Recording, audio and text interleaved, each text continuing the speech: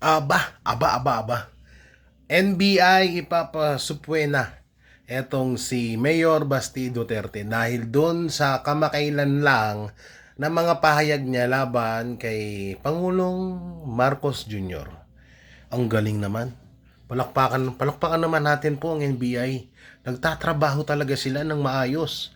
Oo, pero nagtataka po ako na bakit kapag may mga sinasabi about sa Vice President Sara Duterte, pangalawang pangulo naman yon, pangalawang leader ng bansang Pilipinas, bakit hindi nagre-react ang NBI? Bakit hindi pinapasupwena yung mga vloggers, yung mga congressman, yung mga politikong kung ano-ano lang yung lumalabas sa bibig nila at binabanatan nila, binababoy, binabalahura nila ang mga Duterte? Bakit kaya hindi pinapansin ng NBI yun? No? Pero bilib ako sa NBI, ang bilis nila umaksyon.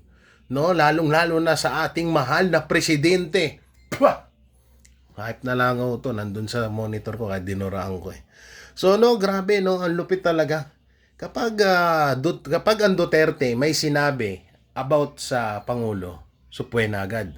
Pero kapag yung side ng administrasyon may sinabi sa mga Duterte, dead ma.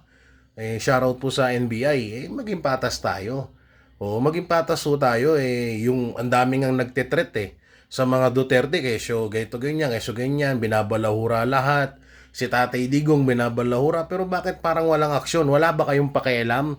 Na ito ang tanong dyan, wala ba kayong pakialam sa ating Vice Presidente? Paalala lang po pangalawang Pangulo yan.